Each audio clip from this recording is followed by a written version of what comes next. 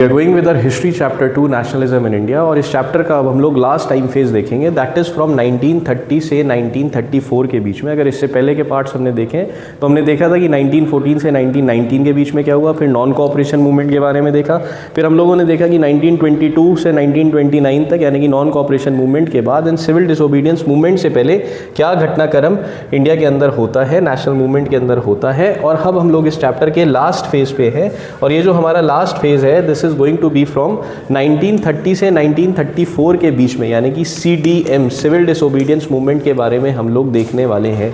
Civil disobedience movement की शुरुआत होती है सॉल्ट मार्च या फिर जिसे डांडी मार्च भी बोला जाता है, इसके द्वारा सिविल डिसोबीडियंस मूवमेंट की शुरुआत होती है।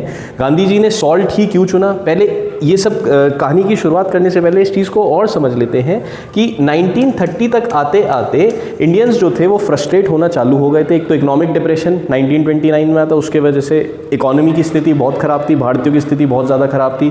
दूसरे ब्रिटिशर्स जो थे वो डोमिनियन स्टेटस की बात कर रहे थे, कहीं ना कहीं अब जवाहरलाल नेहरू वगैरह ने भी नारा उठा दिया था पूर्ण स्वराज का, कंप्लीट इंडिपेंडेंस का।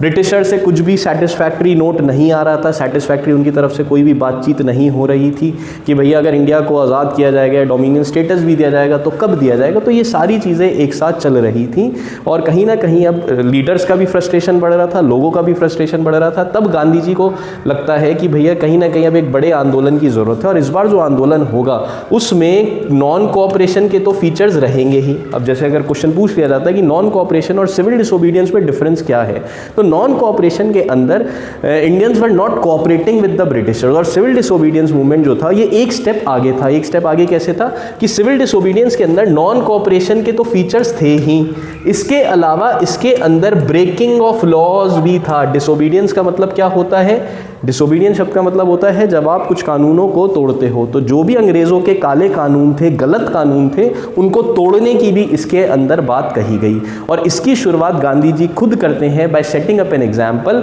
वो डांडी मार्च निकालते हैं, डांडी गांव में जाते हैं गुजरात में, एंड वहाँ पे 6 अप्रैल 1930 में जाके सॉल्ट लॉ को ब्रेक करते हैं। अब इस टाइम पीरियड में अंग्रेज़ों ने सॉल्ट लॉ बना रखा था। सॉल्ट लॉ के तहत जो सॉल्ट था उसे बनाने की जो मोनोपोली थी वो ब्रिटिशर्स के ही हाथ में थी।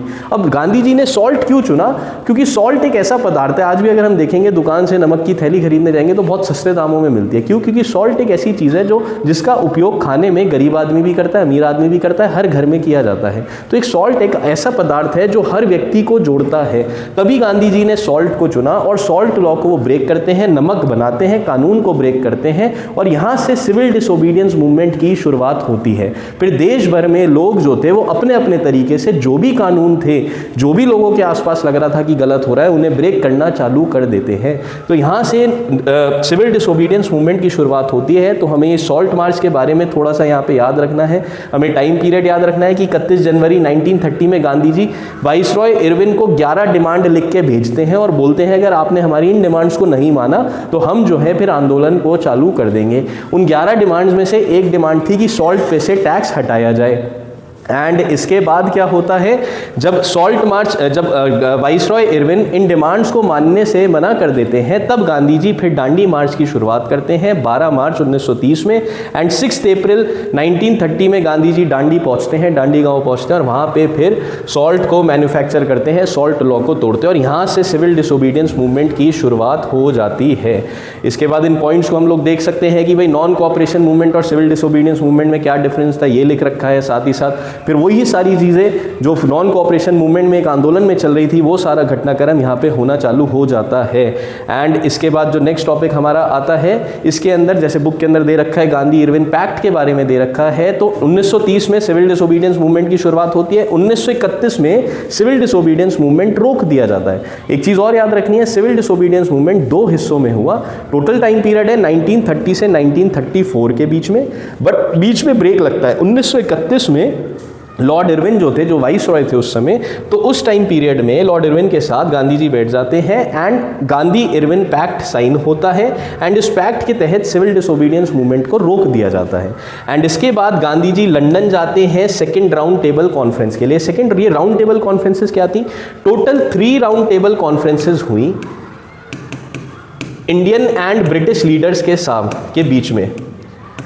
एंड कांग्रेस पार्टी जो लार्जेस्ट पार्टी थी उस समय हिंदुस्तान के अंदर, वो सिर्फ सेकंड राउंड टेबल के अंदर, सेकंड राउंड टेबल कॉन्फ्रेंस में ही हिस्सा लेती है, वो फर्स्ट राउंड टेबल में भी एंड थर्ड राउंड टेबल में भी हिस्सा नहीं लेती है। तो एज सच ये राउंड टेबल कॉन्फ्रेंसेस का कुछ भी कंक्लूजन निकल के नहीं आता है, सॉलिड कंक्लूजन निकल के नहीं आता है। सेकंड राउंड टेबल कॉन्फ्रेंस में गांधी जी इसी उम्मीद से जाते हैं कि अंग्रेज उनकी डिमांड्स को मान लेंगे, एंड ये राउंड टेबल कॉन्फ्रेंसेस लंदन में हुई। ये पहली बार था जब ब्रिटिशर्स एंड इंडियंस एक साथ बैठ के एक समान एक स्टेज पे बैठ के बातचीत कर रहे थे, यानी कि ब्रिटिशर्स ने अब एक तरीके से इंडियंस को अपने बराबर मानना चालू कर दिया था। ये round table conferences, that is why they are important in the history of India. But first round table conference में भी कांग्रेस नहीं जाती है तो वो इनकंक्लूसिव रहती है। सेकंड राउंड टेबल कॉन्फ्रेंस में सिविल डिसोबीडियंस मूवमेंट को रोक कर गांधी जी जो है लंदन जाते हैं, बट वहां से डिसअपॉइंट होकर आते हैं। कोई भी एज सच कंक्लूज, कोई भी एज सच सही समाधान निकल के नहीं आता भारत के फेवर में। तो फिर गांधी जी वापस हिंदुस्तान आते हैं एंड फिर से सिविल डिसोबीडियंस मूवमेंट को चालू कर देते हैं। बट अब ये जो सेकंड टाइम पे सिविल डिसोबीडियंस मूवमेंट को गांधी जी चालू करेंगे तो इतने उत्साह से लोग अब इसके अंदर पार्टिसिपेट नहीं करेंगे, सिविल डिसोबीडियंस मूवमेंट के अंदर पार्टिसिपेट नहीं करते। एंड फाइनली 1934 तक आते आते सिविल डिसोबीडियंस मूवमेंट खुद ब खुद ही फेड आउट हो जाता है, खत्म हो जाता है। तो हमें जैसे नॉन कोऑपरेशन मूवमेंट तो एक साथ चला था, उसमें कोई ब्रेक नहीं आया था, वो कंप्लीटली रोका जाता है। तो सिविल डिसोबीडियंस मूवमेंट दो हिस्सों में होता है।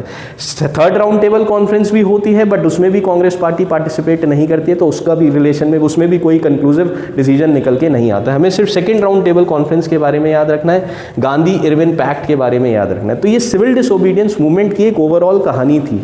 अब आ जाते हैं हम लोग चैप्टर के अंदर, मेन पार्ट पे आ जाते हैं कि चैप्टर के रिलेशन में और स्पेशली क्वेश्चंस यहां से क्या बनते हैं। तो ये इंपॉर्टेंट पार्ट है अब इसका। जैसे नॉन कोऑपरेशन में हम लोगों ने देखा था कि 4 पार्ट्स में इट हैज़ बीन डिवाइडेड, कि शहरों में नॉन कोऑपरेशन मूवमेंट, गांव में नॉन कोऑपरेशन मूवमेंट, ट्राइबल और प्लांटेशन फील्ड्स में नॉन कोऑपरेशन मूवमेंट को लोगों ने कैसे परसीव करा। इस टॉपिक में हम लोग सिविल डिसोबीडियंस में हम लोग ये देखने वाले हैं कि how participant saw the civil disobedience movement. अब इसे समझना ज़रूरी है। इसका क्या मतलब है? इसका मतलब ये हुआ कि भैया अमीर किसान जो थे, रिच पीसेंट्स, उनकी क्या भागीदारी रही सिविल डिसोबीडियंस मूवमेंट के अंदर, ये पहले हो गए। दूसरे नंबर पे पुअर पीसेंट्स, गरीब किसानों की क्या भागीदारी रही सिविल डिसोबीडियंस मूवमेंट के अंदर। तीसरे नंबर पे business class, industrial owners, industry के ओनर्स, मालिक, जो प्राइवेट इंडस्ट्रीज के बड़े बड़े मालिक थे, उनकी क्या भागीदारी रही। एंड चौथे नंबर पे वर्कर्स आएंगे, पांचवें पे फिर विमेन आएंगी। ये 5 कैटेगरीज में पार्टिसिपेंट्स हैव बीन डिवाइडेड। तो इनके बारे में इंडिविजुअली भी 2 नंबर 3 नंबर में पूछ लिया जाता है, एक साथ 5 नंबर में भी क्वेश्चन पूछ लिया जाता है। 5 नंबर में फिर ये पांचों कैटेगरीज को डिफाइन करना बहुत ज़्यादा ज़रूरी होता है। तो हमारी इसके अंदर जो पहली कैटेगरी है दैट इज रिच पीसेंट्स। तो रिच पीसेंट्स की अगर मैं बात करूँ तो यहाँ पे Patidar and Jats, Jats basically are from UP और हम हरियाणा के रीजन ले लें, यहाँ पे इनकी प्रीडोमिनेंट सी ज़्यादा मिलेगी। पाटीदार्स की गुजरात के रीजन में बात ज़्यादा मिलेगी। तो ये अमीर किसान थे, बड़े जमींदार थे, तालुकदार थे, ये बड़े किसान थे। तो इन्होंने क्या उम्मीद करी, ये लोग भी सिविल डिसोबीडियंस मूवमेंट में उतरते हैं, कांग्रेस पार्टी का साथ देते हैं। और इनकी क्या उम्मीद थी कि सिविल डिसोबीडियंस मूवमेंट में उतरेंगे तो अंग्रेजों के खिलाफ ये लोग मोर्चा खोलेंगे, तो इनके रेवेन्यू जो होगा रेवेन्यू वो कम हो जाएगा, इन्हें टैक्स जो है वो कम देना पड़ेगा। तो बट जब ब्रिटिशर्स रिफ्यूज कर देते हैं, ये पहले डिमांड रखते हैं अपनी, बट जब ब्रिटिशर्स रिफ्यूज कर देते हैं तो ये सिविल डिसोबीडियंस मूवमेंट में उतर जाते हैं। इसके बाद जब 1932 में सिविल डिसोबीडियंस मूवमेंट फिर से चालू किया जाता है, एक बार रोकने के बाद, सेकेंड राउंड टेबल कॉन्फ्रेंस के बाद, तब फिर ये लोग जो हैं फिर से आंदोलन के अंदर नहीं उतरते। अब एक प्रॉब्लम और थी कि इन दोनों के बीच में एक मतभेद भी था, रिच पीसेंट्स और पुअर पीसेंट्स के बीच में। अब ये जो पुअर पीसेंट्स हुआ करते थे, ये बेसिकली बड़े किसान जो थे, इनकी ज़मीनों पे ही रेंट दे के काम किया करते थे। अब कांग्रेस पार्टी अगर ये रिच पीसेंट्स का साथ दे रही थी खुल के, तो गरीब किसान जो थे वो फिर कांग्रेस पार्टी से दूर हो रहे थे। और अगर कांग्रेस पार्टी गरीब किसानों का साथ दे रही थी खुल के, तो फिर ये जो अमीर किसान थे ये कांग्रेस पार्टी से दूर हो रहे थे। तो कहीं ना कहीं ये मतभेद चल रहा था और कांग्रेस पार्टी जो थी वो भी बीच में फंस चुकी थी। उसे भी समझ में नहीं आ रहा था कि अगर खुल के अमीर किसानों का साथ दूंगी तो गरीब किसान जो है, एक बहुत बड़ा जो तबका है वो उससे दूर जा रहा था, और अगर खुल के गरीब किसानों का साथ देंगे तो फिर अमीर किसान जो है वो उससे एक बहुत बड़ा तबका दूर जा रहा था। ये जो गरीब किसान थे, इनकी क्या डिमांड थी? इनकी डिमांड थी नो रेंट। अब देखो, अमीर किसान जो था उसे तो अंग्रेजों को टैक्स देना पड़ता था, वो चाहता था कि उसका टैक्स हो जाए कम। गरीब किसान जो था, इसे जमीन का रेंट देना पड़ता था इन अमीर किसानों को, या जो बड़े जमींदार होते थे, तालुकदार होते थे, उन्हें रेंट देना पड़ता। तो ये चाह रहा था क्या भैया, नो रेंट कैंपेन, कि भैया इनसे जो ज़मीन का किराया लिया जाता है वो वापस इनसे ना लिया जाए, वो माफ़ कर दिया जाए। तो कांग्रेस पार्टी जो थी, the Congress was unwilling to support the no rent campaign due to fear of upsetting the rich peasants and landlords. तो कांग्रेस भी खुल के इनके समर्थन में नहीं आती, पुअर पीसेंट्स के समर्थन में नहीं आती। So the relationship between the poor peasants and Congress remained uncertain. तो कहीं ना कहीं वो एक मतभेद जो था वो बना रहा, बट पार्टिसिपेशन पुअर पीसेंट्स का भी रहा, पार्टिसिपेशन रिच पीसेंट्स का भी रहा। इसके बाद अगर हम लोग नेक्स्ट आए इसके अंदर, तो नेक्स्ट हम लोग देखते हैं बिजनेस क्लास। अब बिजनेस क्लास की क्या समस्याएं थी? बिजनेस क्लास जो था आफ्टर द वॉर, इंडस्ट्रियलिस्ट जो थे वो काफ़ी ज़्यादा जो थे, इंडस्ट्रियलिस्ट जो थे वॉर के बाद उनका जो एक तरीके से जो प्रॉफिट था इंडस्ट्रियलिस्ट का वो काफ़ी कम हो चुका था आफ्टर द वॉर के टाइम पे। कौन से वॉर की यहाँ पे बात हो रही है? यहाँ पे बात हो रही है वर्ल्ड वॉर 1 की। तो वर्ल्ड वॉर 1 के टाइम पीरियड में इंडस्ट्रियलिस्ट का अच्छा खासा प्रॉफिट मार्जिन चल रहा था। वर्ल्ड वॉर 1 का टाइम पीरियड लिख देता हूँ, 1914 से 1918 के बीच में। वर्ल्ड वॉर 1 खत्म होने के बाद इंडस्ट्रियलिस्ट का प्रॉफिट मार्जिन जो था वो कम होना चालू हो गया, क्योंकि ब्रिटिश इंडस्ट्रीज अब वापस से रिवाइव होना चालू हो गई थी। वो वापस से अपना वही प्रोडक्शन उन्होंने करना चालू कर दिया था। तो इंडस्ट्रियलिस्ट क्या चाह रहे थे कि वो they wanted protection against import of foreign goods, यानी कि जो ब्रिटिश सामान हिंदुस्तान की मार्केट में आता था उस पर टैक्स लगाया जाए और ब्रिटिश इंडस्ट्री और इंडियन इंडस्ट्री को एक समान रखा जाए, एट पार रखा जाए। इसी टॉपिक के अंदर हमें क्या याद रखना है? Indian industrial and commercial Congress was formed in 1920। ये कुछ ऑर्गेनाइजेशंस के इसमें नाम है, इन्हें हमें याद रखना बहुत ज़्यादा ज़रूरी है। ये 1 मार्क्स में भी पूछ लिए जाते हैं। और अगर बिजनेस क्लास का क्वेश्चन भी पूछ लिया जाता है कि how did the business class या फिर इंडस्ट्रियलिस्ट का पार्टिसिपेशन सिविल डिसोबीडियंस मूवमेंट में क्या रहा, तो अपने आंसर के अंदर ये Indian industrial and commercial Congress के बारे में भी लिखना है, federation of the Indian chamber of commerce and industry के बारे में भी लिखना है, FICCI, इसकी फुल फॉर्म भी याद रखना। अगर इसके बारे में आंसर में मेंशन कर दोगे you are going to get good marks out of it. फिर industrialist like Purushottam Thakurdas and GD Birla supported civil disobedience movement, but after the failure of second round table conference and the spread of militant activities, worries of prolonged business disruptions, growing influence of socialism force them not to join the movement second time। तो same जैसे rich peasants ने दूसरी बारी में participation उतनी उत्साह से नहीं करा सिविल डिसोबीडियंस मूवमेंट के अंदर, इसी प्रकार से सेकेंड राउंड टेबल कॉन्फ्रेंस के बाद जब फिर से सिविल डिसोबीडियंस मूवमेंट चालू किया जाता है तो इंडस्ट्रियलिस्ट क्लास जो थी वो फिर से पार्टिसिपेट नहीं करता है। एंड मोर ओवर ये जो गतिविधियाँ चल रही थी, मिलिटेंट एक्टिविटीज़ एंड सोशलिज्म की फिलॉसफी, अब ये सोशलिज्म को हम लोग देखेंगे। अब जैसे रिच पीसेंट्स और पुअर पीसेंट्स के बीच में मतभेद थे, उसी प्रकार मतभेद बिजनेस क्लास एंड वर्कर्स के बीच में थे। ये जो वर्कर्स थे ये इंडस्ट्रीज में काम करते थे, कम वेजेस में काम करते थे, एंड ये वर्कर्स तक सोशलिज्म की भी हवा पहुंच चुकी थी। अब ये सोशलिज्म क्या है, इसके बारे में क्लास 9th में you might have all gone through कि भैया यूरोप के अंदर सोशलिज्म की हवा थी, रशिया में सोशलिस्ट पहली सरकार बनती है। सोशलिज्म ये वो फिलॉसफी होती है जब कहीं पे भी कोई प्राइवेट इंडस्ट्री ना हो, अमीर और गरीब के बीच में कोई गैप ना हो और दोनों एक समान रहे, हर व्यक्ति जो है वो एक समान हो, ऐसी विचारधारा को सोशलिस्ट विचारधारा बोलते हैं। अभी इंडस्ट्रियलिस्ट जो थे ये तो अमीर लोग थे, वर्कर्स जो थे गरीब थे। तो वर्कर्स क्या चाहते थे, वो ऐसा समाज चाहते थे कि ये जो प्राइवेट इंडस्ट्रीज हैं ये ना हो और कहीं ना कहीं इन सबको एक समान अधिकार मिलने चाहिए, एक समान रिसोर्स मिलनी चाहिए। तो यहाँ पे ये सोशलिस्ट आंदोलन होना भी चालू हो गए थे, सोशलिस्ट पार्टीज भी बनना चालू हो गए थे। मोरओवर कांग्रेस पार्टी के अंदर भी जो कुछ लीडर्स थे वो भी सोशलिस्ट आइडियोलॉजी की तरफ विश्वास रखते थे। तो इस वजह से बिजनेस क्लास जो थी वो भी अब कांग्रेस पार्टी से थोड़ा दूर हट रही थी, क्योंकि सोशलिस्ट विचारधारा ज्यादा बढ़ना चालू हो गई थी कांग्रेस पार्टी के अंदर भी और वर्कर्स के अंदर भी। तो यही वर्कर्स फिर स्ट्राइक भी किया करते थे, धरने प्रदर्शन पे भी बैठा करते थे इंडस्ट्रियलिस्ट के खिलाफ। कांग्रेस पार्टी यहाँ पे भी बीच में फंस गई, जैसे अमीर किसान और गरीब किसान के बीच में फंसी थी, वो यहाँ पे भी बीच में फंस गई। अगर वो बिजनेस क्लास को खुल के सपोर्ट कर रही थी तो वर्कर्स का समर्थन छूट रहा था, और अगर वर्कर्स को खुल के सपोर्ट कर रही थी तो बिजनेस क्लास का सपोर्ट छूट रहा था। तो ये बिजनेस क्लास के बारे में इंपॉर्टेंट हमें क्या याद रखना है, ये याद रखना है, ये याद रखना है। एंड मोर ओवर फिर सेकेंड राउंड टेबल कॉन्फ्रेंस के बाद इनका पार्टिसिपेशन रुक जाता है। इन दो कैरेक्टर्स के नाम याद रखने, इतने पॉइंट्स अगर अपने आंसर में लिख दोगे they are going to be more than enough. अब इसमें चौथा देख लेते हैं हम लोग, that is going to be workers, कि वर्कर्स ने कैसे सिविल डिसोबीडियंस मूवमेंट में उनका कितना पार्टिसिपेशन रहा। As industrialist came closer to Congress many of the workers stayed away. तो जब इंडस्ट्रियलिस्ट कांग्रेस पार्टी के नजदीक आए तो वर्कर्स जो थे वो उनसे अलग हो गए। But still strikes were done by railway workers in 1930, underline करना, याद रखना, and dock workers in 1932. In 1930, workers in Chota Nagpur mines wore Gandhi caps and participated in boycott movement. अब ये जो 3 इंस्टेंसेज है अपने आंसर में मेंशन करना बहुत ज़्यादा ज़रूरी है, but Congress didn't want to include the demands of the workers as it would have gone against the benefit of the industrialists. तो अगर कांग्रेस खुल के इन्हें सपोर्ट करती तो इंडस्ट्रियलिस्ट जो थे वो कांग्रेस पार्टी से दूर हो जाते।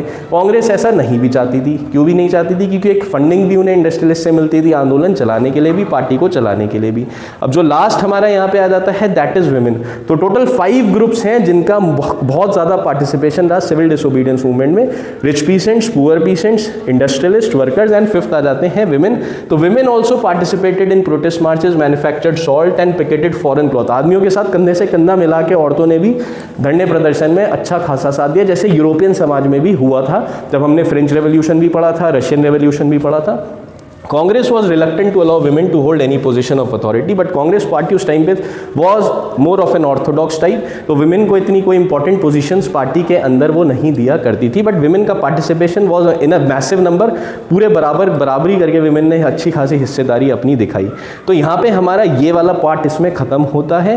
एंड इसका जो अब लास्ट टॉपिक है, अब इनमें से क्वेश्चंस भी क्या बन जाते हैं एक बार ये भी देख लो कि जैसे साइमन कमीशन के बारे में पूछ लिया जा सकता है 2 मार्क में, 3 मार्क्स में, सॉल्ट मार्च यानी डांडी मार्च के बारे में पूछा जा सकता है, गांधी इरविन पैक्ट के बारे में 2 मार्क्स में पूछ लिया जाता है, describe the role of poor peasantry in civil disobedience movement 2 number 3 number में क्वेश्चन पूछा जा सकता है, why did Mahatma Gandhi decided to call off civil disobedience movement, तो इसके बारे में पूछा जा सकता है। 4 साल हो गए थे आंदोलन को, लोग भी थक जाते हैं। कोई भी आज मेरे से अगर बोला जाए कि धरने प्रदर्शन पे जाना है, 2 दिन के लिए जाऊंगा, 3 दिन के लिए जाऊंगा, चौथे दिन अपने काम पे वापस चला जाऊंगा, तो लोग भी थक चुके थे, कोई एज सच डिसाइसिव फैक्टर भी निकल के नहीं आ रहा था।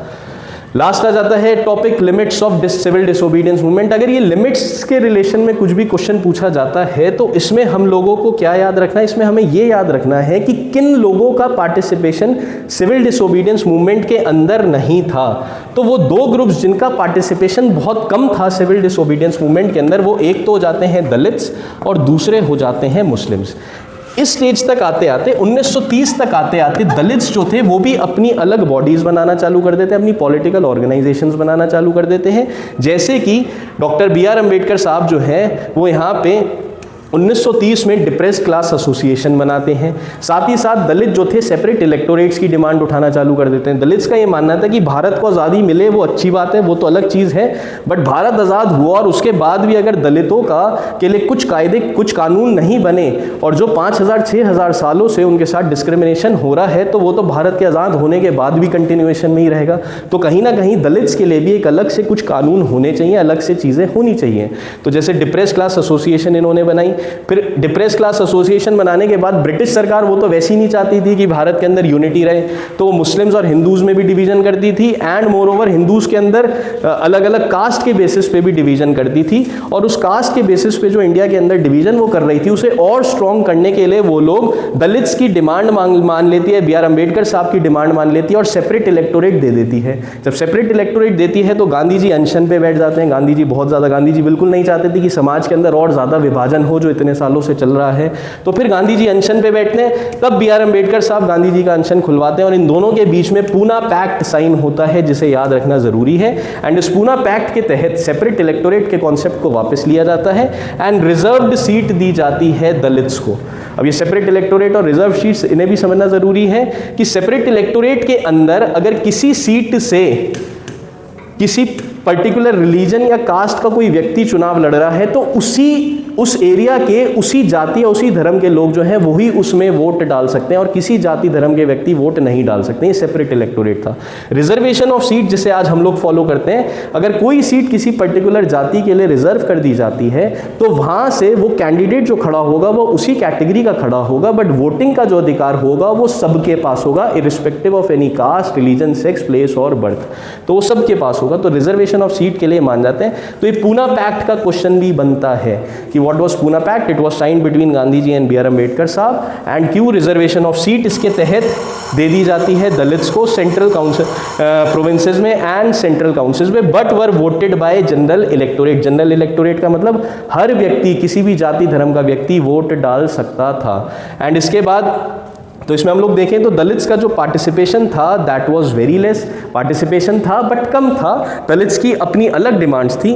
फिर हम लोग अगर मुस्लिम्स की बात करें तो मुस्लिम्स का जो पार्टिसिपेशन था वो भी सिविल डिसोबीडियंस मूवमेंट के अंदर वाज सिग्निफिकेंटली लेस। जैसे नॉन कोऑपरेशन मूवमेंट के अंदर मुस्लिम्स का participation was at a much higher rate, civil disobedience movement के अंदर मुस्लिम्स का participation was at a lower level. इस टाइम पीरियड तक आते आते मुस्लिम लीग भी एक पावरफुल मुस्लिम पार्टी बन चुकी थी। जिन्ना साहब वगैरह ये लोग भी अब एक अलग मुस्लिम नेशंस की नेशन की विचारधारा इनके दिमाग में आना चालू हो गई थी सेपरेट इलेक्टोरेट्स की वजह से, एंड रिजर्वेशन ऑफ सीट्स की ये लोग डिमांड कर ही रहे थे।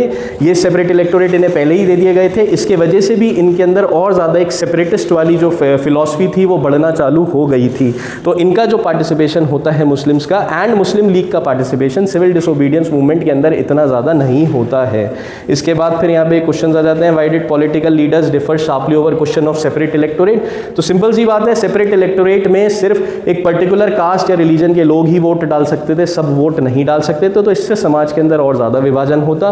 Y was Poona pact sign, इसी वजह से साइन हुआ था। ये सेपरेट इलेक्टोरेट का जो कॉन्सेप्ट जो दलितों के लिए दिया जा रहा था उसे वापस लिया जाए, ब्रिटिशर्स जो और ज़्यादा भारत को विभाजित करना चाहते थे उसे खत्म किया जाए। फिर how did Muslims respond to civil disobedience movement, तो इसका आंसर भी यही रहेगा कि मुस्लिम्स का पार्टिसिपेशन सिविल डिसोबीडियंस मूवमेंट के अंदर वो सिग्निफिकेंटली लेस। जो मुस्लिम अलग पार्टीज थी कांग्रेस के अलावा, उनका पार्टिसिपेशन सिविल डिसोबीडियंस मूवमेंट के अंदर वो सिग्निफिकेंटली लेस। तो यहाँ पे हमारा ये सीडीएम का टॉपिक खत्म होता है। तो ये हमारे मेन टॉपिक्स हैं इसी चैप्टर के रिगार्डिंग में। सीडीएम में हमें ये 5 पॉइंट्स याद रखने हैं, किन 5 सेक्शंस की 5 जो ग्रुप्स थे उनका पार्टिसिपेशन रहा, एंड लिमिट्स में हमें ये याद रखना है कौन से 2 ग्रुप्स था जिनका पार्टिसिपेशन वो सिग्निफिकेंटली लेस। तो that is all in this video, thank you so much.